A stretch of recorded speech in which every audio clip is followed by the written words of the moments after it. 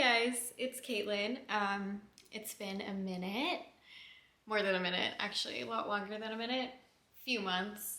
Um, so let me just talk about where I've been. So you watched me before, you could see I have a new background. I moved in May, and that's kind of the initial reason I stopped filming. I just didn't have time. I needed to move into this house, and then I had no furniture, so I don't know. I didn't want to film until I had my couch. Even though I got my couch in June, I still haven't made a video. And that's because I've been studying for the law school admissions test. I took my LSAT earlier this month and I got my score yesterday. It went okay. Like it kind of went, well, it actually went better as I expected. I kind of got like my average score. And I thought I like bombed this test, to be honest. Like I did not feel good after I took it. So it kind of went okay, but I am gonna retake the November test. And basically studying for the LSAT has been taking up so much of my time, pretty much all of my time. And I haven't been reading as much. So there haven't been like too many updates. I don't know, like that's just it. I moved and I'm trying to go to law school. But about like 2 weeks ago, I decided to make a Bookstagram just because it's a little lower effort and I miss talking to people about books. I missed posting about books. You know, the people in my real life, they either don't read or they don't have the same book taste. So it has been on the mind a little bit. I decided to do the Bookstagram because it's just lower effort and it is fun. Like I am having fun with it. And I actually, like, I haven't even checked any YouTube stuff since I left, really. And I saw my Dead Souls summary video has the most views, and that just blew my mind. Like, I really thought no one would watch that video.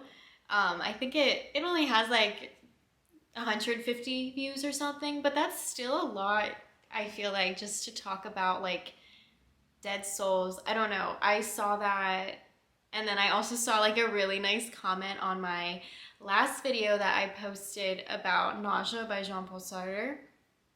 And just like, I just got so emotional. I was like, I miss posting on YouTube. I miss talking about my favorite books and learning about new books. And so here I am. I sat myself down to film. I don't know, seeing those things just made me really happy and excited.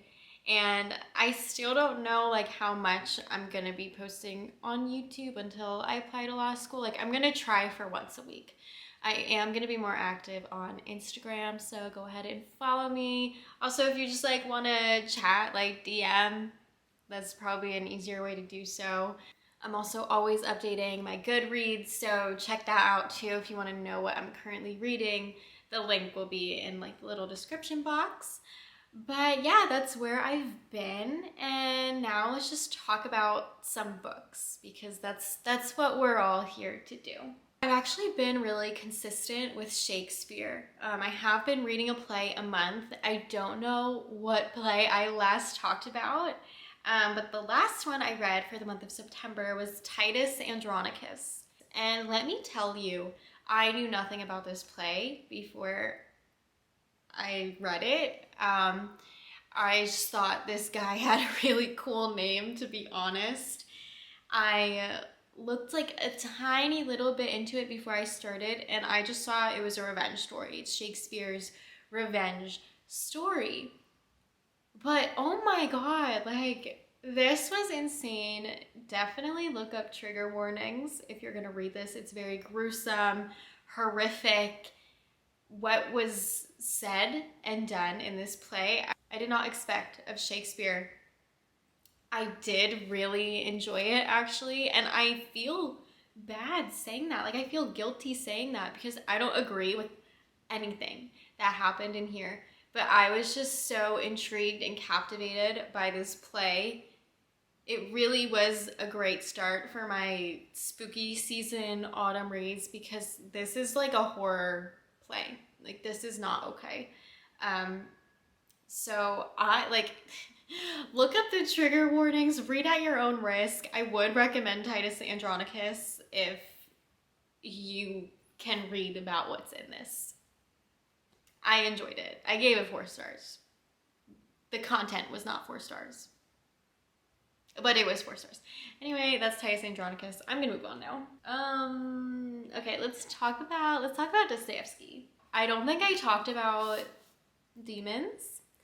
I did finish this maybe in June, July, and I feel like this book grows on me every single day. Like, I just enjoy it more every single day since I've read it. It took me a lot to actually get into this story because, to be honest, I did not care about Stepan Trofimovich. I did not care about Varvara Petrovna. Like, their storylines, like, I wanted a little romance out of that. And I also did not understand a lot of the political and historical context of this book. I definitely learned about it as I was reading it, but it was very difficult for me to get into. And I was like getting nervous. I was like, do I not like Dostoevsky? Like, after I read the appendix, and I read the appendix where it's supposed to be in the book. I didn't read it at the end. I read it where it was supposed to be. Everything changed for me. Like, I just could not put this book down. It was like glued to my side. I breezed through it. Also, I think a reason I didn't like this though was I kind of thought the structure would be more similar to Crime and Punishment, because on the back it says it's inspired by a true story of a political murder. I thought the murder was going to happen in the beginning and then we would go through the effects of it as the story goes on. That's just like not what happened. The murder happened all the way at the end of the book. And like once murder started happening, it did not stop. Like everyone died. Like if you've read Crime and Punishment and want to read Demons, or I guess any other Dostoevsky, like don't expect them to be the same. I guess that's where I went wrong. But I loved this, and my favorite character was Kirillov. I thought he was so funny. Basically, if you haven't read this, Kirillov, all he does is pace around the room and says if he commits suicide, he's going to become God. Obviously, there's a lot more that goes into that, but that's all I'm willing to say about it. Stavrogin's character is so interesting. It really brings up a lot about morality. Can a person be redeemed after doing such horrible acts? And it also brings up the conversation, like, is death an adequate punishment, or should one have to live and suffer the consequences of their actions? Makes you think. Like all of Dostoevsky's books. But Demons, oh my gosh, 5 stars. Think about this every day. And please, just do yourself a favor and go read this book. So the next book I read by Dostoevsky is The Eternal Husband and Other Stories. Oh my gosh, like I just love everything this man writes. Like I can't get enough. I think my favorite story in here though was The Dream of a Ridiculous Man. Just by the title, I kind of expected that would be my favorite. A Nasty Anecdote, it was pretty funny. But like solid 4 stars for this whole collection. I wouldn't say if you're starting with Dostoevsky though to read this. I don't think this is like an accurate representation of the rest of his works. Maybe that's just me. I think The Dream of a Ridiculous Man is pretty close though, but I really enjoyed this. I'm just like, I feel like I've spent more time with this man this year than like any actual person in my real life. Like we are just such besties right now. And speaking of short story collections, oh my gosh, let me tell you, I went to Barnes & Noble. I was having a bad day because I broke my phone, shattered the screen, needed to get a new one. Went to Best Buy to look at the different iPhones, and I was just overwhelmed. So I went next door to Barnes & Noble, and I found such good books. Like I did not need to go book shopping, but I did. So first off, I found this Pushkin Press edition of Dostoevsky short stories, and it was really hard to justify this purchase because 3 of the short stories in here are in this edition. But listen, it's so cute. Like just look at her. Adorable. In this collection, no. Oh, look at our man. Look at him. Look at him go. But this edition also has the crocodile, the heavenly Christmas tree, and the peasant Mary. So I have not read those. I'm a little nervous about this translation though, because the titles are different than what they were in the other edition. So I kind of like want to read them though and like compare and contrast, but I've been really wanting to read the crocodile, and I don't know. It's just so cute. I'm super excited. Like, I love. On that same Barnes & Noble trip, look what I found. I've never even seen this in real life before. I found Gogol's Taras Bulba. Look at her, look at her. I don't know if I'm gonna like this. It's just about, like, I don't even know what it's about. It's about war, I think. Like, I don't know. I just saw it and I bought it, and like every time I go to Barnes & Noble, the only Gogol they have is Dead Souls Penguin Classics Edition, and that's it. That's all I ever see. But this was so surprising because I saw Taras Bulba, and I also saw the Vintage Classics Dead Souls Edition, which is so beautiful. Probably my most beautiful book that I own. I don't know. I'm excited. This seems a little different than the rest of Gogol's works. It just seems a little bit about war. It says inspired by Ukrainian folk mythology, like his earlier short stories, which I did like. So I'll keep you updated on this one. Speaking of Gogol, I just read, which I've been like wanting to read forever, in this kind of creepy Penguin Classics Edition. I loved it, of course. I knew I was gonna love it. It's a satire about Russian government officials, and it was great. Very funny. And I was a little worried going into it because even though I've read so much Russian lit, I didn't know if I'd really find it funny. That was something I struggled with in Demons by Dostoevsky. I did not get all the jokes. I was like, why is this funny?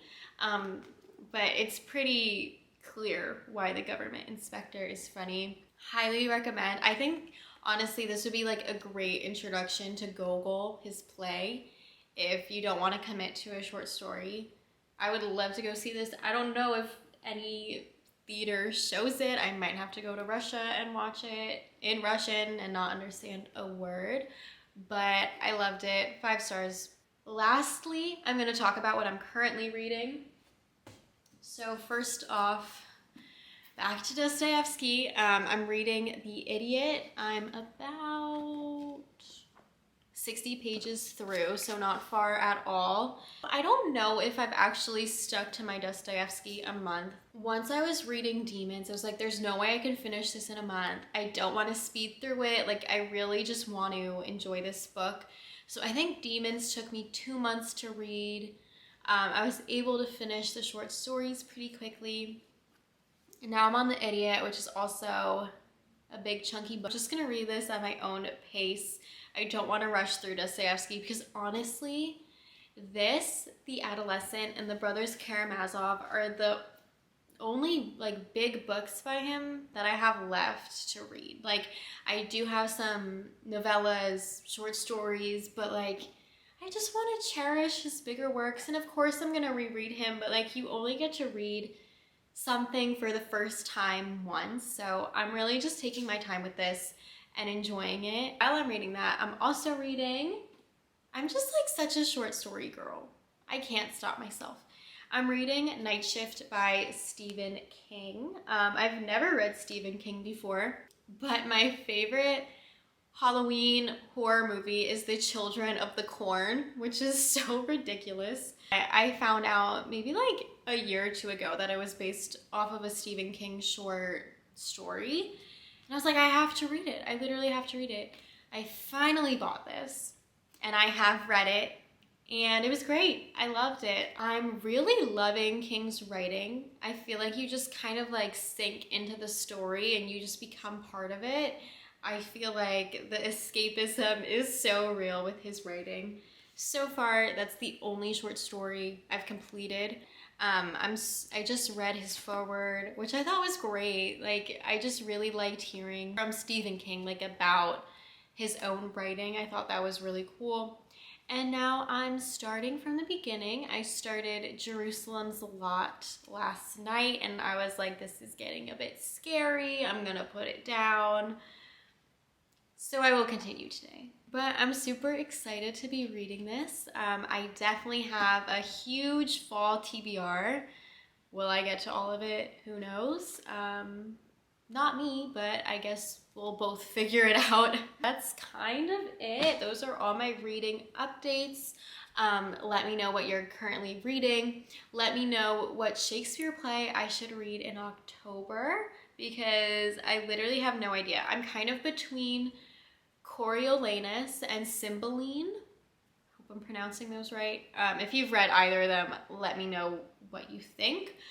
But yeah, thank you so much for watching. I'm so excited to be back. I'm hoping to upload once a week. With that being said, I'll see you in the next video. Bye.